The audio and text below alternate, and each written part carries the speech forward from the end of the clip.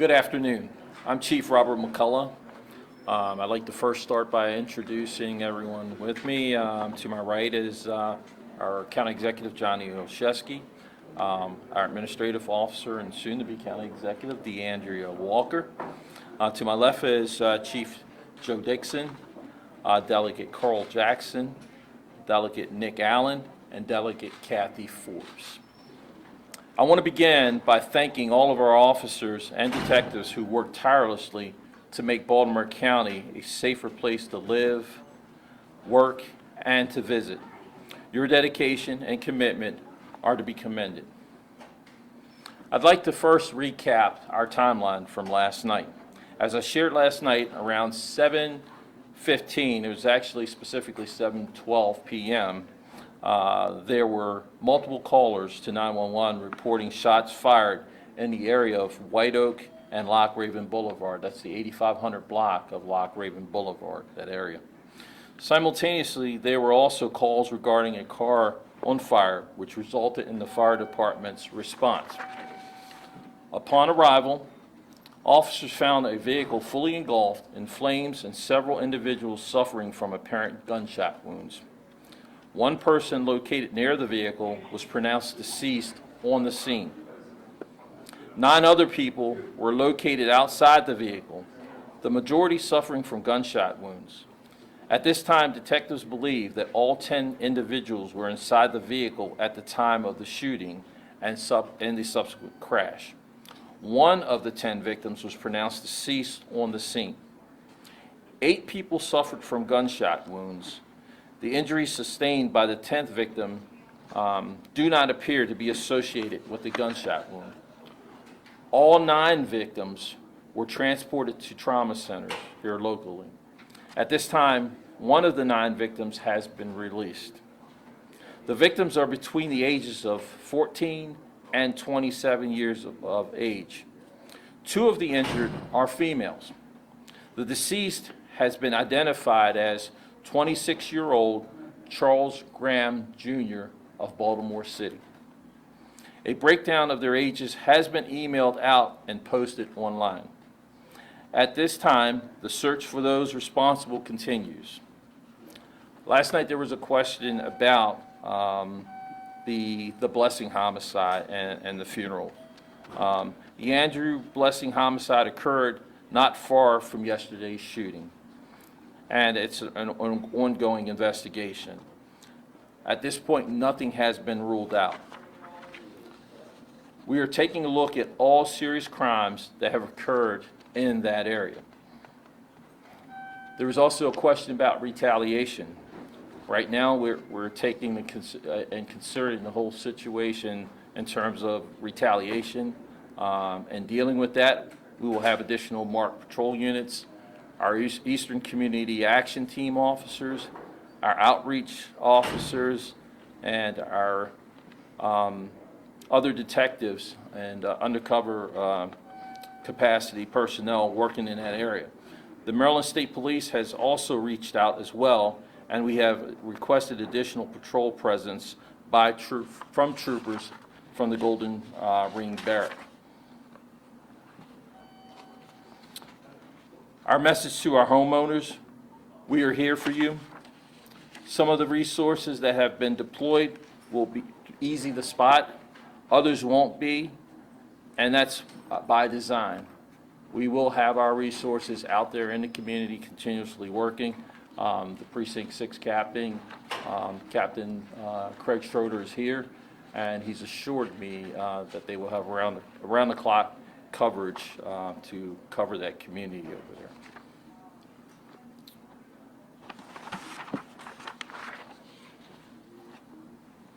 As I mentioned last night, we do not believe this was a random act of violence. While the individual or individuals responsible have not been apprehended yet, we remain vigilant and additional resources have been deployed. I would urge everyone to be vigilant. If you see something, please call 911. If you have additional information about this crime, we're asking you to call 410-887-4636. That's 410-887-INFO.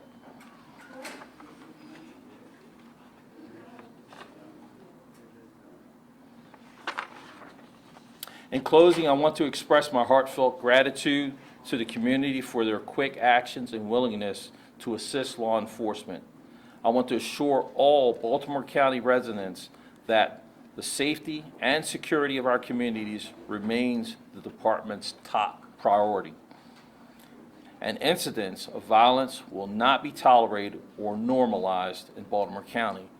In closing, I want to thank our local, state, and federal partners who have reached out to offer support. Next up will be our Fire Chief, Joe Dixon. Chief. Good afternoon. As mentioned, I'm Joe Dixon, Fire Chief of Baltimore County Fire Department. And what I want to say first of all is that I'm very proud of our responders, all of our responders, but the members of Baltimore County Fire Department and their ability to quickly pivot from fire suppression to life-saving efforts when confronted with a complex incident. As mentioned by our police chief, there was a vehicle on its side into a building on fire, and they still had to render care with a concern about scene safety.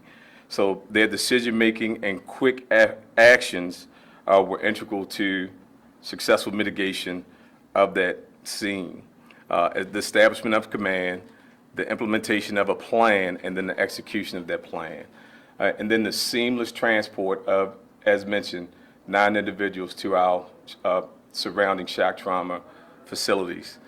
This is something that we're very proud of, the coordination between our departments. We also want to thank, because during this time, we had to, after the scene died down, take care of our members, our personnel, because this type of scene not only affects our community, which our heart goes out to, but it affects our personnel. So our local Chick-fil-A, they stayed open. So I want to say thank you to them, because that allowed us to debrief and to give the needed care internally to our members. So thank you to our community. Next year, we have a Stop the Bleed campaign that's coming up that we want our community to certainly come out. It's going to be in conjunction with shock trauma. So we'll have more information on that on our website and on all our social media, along with other courses where you can learn life-saving CPR and first aid. Thank you very much. And next up, we're going to have our County Executive, Johnny Olszewski. Thank you.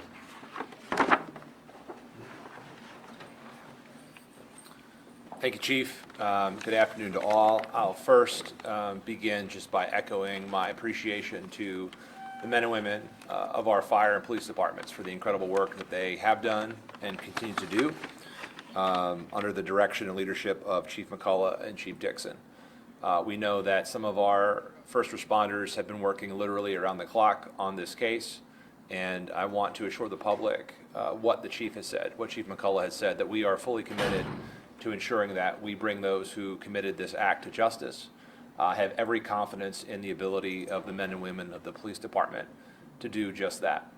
And so in addition to myself, both chiefs, County Administrative Officer Walker, our partners in state government who've been acknowledged, as well as our partners in local government, like Councilman Mike Ertel, who joined us last night, and Councilman Julian Jones, who's with us today. We will provide any and all resources to address the situation, to support those who are working tirelessly to bring justice to those who committed these acts, and to make sure that our community both is safe and feels safe. And so I thank the police department for putting forward the resources to put additional patrols into action. We thank our partners at the state for helping to ensure that as well. And again, I would just implore anyone out there who has any information to please let the police department know, so that we can solve this and bring those who committed these acts to justice. I said this last night as well, I'll just reiterate it. These acts are shocking and completely out of character for what happens and how we expect our communities to be safe in Baltimore County. And the fact that it is so shocking and out of character, I think speaks to the incredible work that people do day in and day out. That does not take away from our commitment to this case. It does not take away from our commitment to the sense of safety and security to our residents, but I assure you, again, we have all the resources in place, and we'll be supporting our fire and police chiefs in the days ahead. So with that, I'll turn things back over to Chief McCullough for any questions you may have.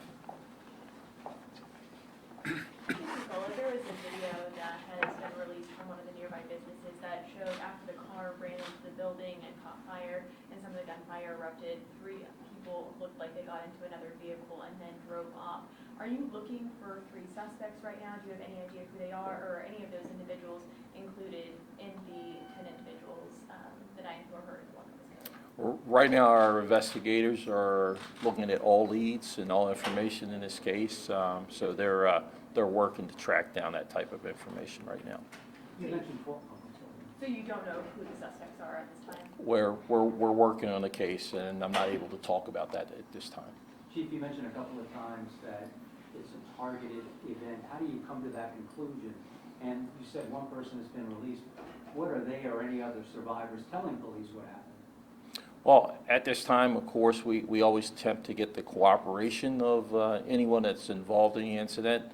Right now, we're working to get the cooperation of our victims and witnesses in this case. But going back to my original question, how do you know it was targeted? Right now, we have other indications, other things that we're not prepared to talk about at this time. But there's other parts of this investigation that tie together that we're working on. Chief, what kind of vehicle was that caught on fire? That would hold 10 people. I just didn't hear a make on it or what it was.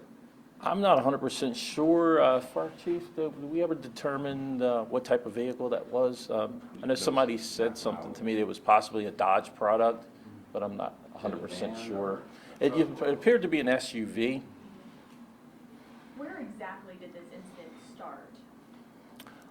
From what we can tell from the physical evidence, that it started several blocks down White Oak, away from that intersection, and it appeared to proceed up White Oak towards Loch Raven and ended where the vehicle was resting. So it started in the residential area? Yes, it did. Was 10 people shot or 9 injured? With injured means they wasn't shot or they fell and hurt themselves? Was all victims were shot? Well, as I explained earlier, there was one person that was shot, was deceased. There appeared to be 8 other persons that were actually injured from gunshot wounds, and there was one individual that had some injuries, but right now it doesn't appear that that person suffered any gunshot wounds at all. Chief, you talk a lot about, I heard county exec say just yesterday about how these things don't happen, right? And you mentioned the potential connection of the homicides that happened recently. What do you say to those people who are lifelong residents of Towson, Parkville, this area where they're not used to seeing it? How do you reassure them of safety in this community? Because you guys also put out yesterday, this is targeted, there's no threat to the public, but there are others that will say, well, we are all in this community together. What do you say to those folks? No. And what I'll say is that we know that this isn't normal for Towson, and these things don't normally happen, and we do our very best to prevent these things from happening. But when they do, we put all of our resources, all of our efforts into making sure that we address the incident itself, but also we put measures in place to make sure that we're protecting the community. Even last night, we had a detail that was just starting at the time of this that it happened. They were already assigned to specifically work that area based upon information and past incidents that we had already experienced in that community. Can you tell us how many guns were used? At this time, we don't know exactly how many guns were used. We're still analyzing ballistic evidence and everything in this case. And to follow up, was there an exchange of gunfire, or was it all coming from one direction? Right now, investigators are still working to determine that. We're not prepared to talk about that at this time. There will be additional information. When it's time to discuss that, we will come forth with that additional information for You you. mentioned retaliation in that. Sir? Any weapons found in the burned out area? I'm not prepared to talk about that right now. We're continuing working on our investigation, and we're examining all leads and all evidence in this case. You mentioned retaliation and that this was targeted. Does it appear to be gang-related? Right now, we haven't confirmed that it's gang-related. We do know that there appears to be at least some rival individuals in this case, and we're working to try to, determine exactly what's going on here. Do you know how the victims were related? Like, why why all 10 people would be in a car like that or having, knew each other, having related? It's been told to me that they all know each other and that somehow they may have known the individual Blessing and his family. But you can't say for certain if this is connected to that homicide? Not at this time, but we're working to see and to make any connections that may be involved there. And you also mentioned the ages ranged from about 14 From to... basically 14 to 26. Any or idea so. how many juveniles that are under 18 were involved? It was mailed out to you guys. You guys have the specific individuals and their ages that we sent to you. Chief, this was quite an extensive crime scene. Could you help elaborate on both where this incident occurred and where victims and evidence were located throughout that area? And basically, you're talking about area, and I'm just estimating, I mean, you're talking about a 5 to 6 block area in that neighborhood. Our investigators are still there. They were out there this morning and today, even combing and examining and looking for additional evidence in the case. We'll take one more question. Do you know who owns the vehicle? Not at this time. We're right now still, doing, our crime lab is examining that vehicle right now and going across it for evidentiary value. Thank you, everyone.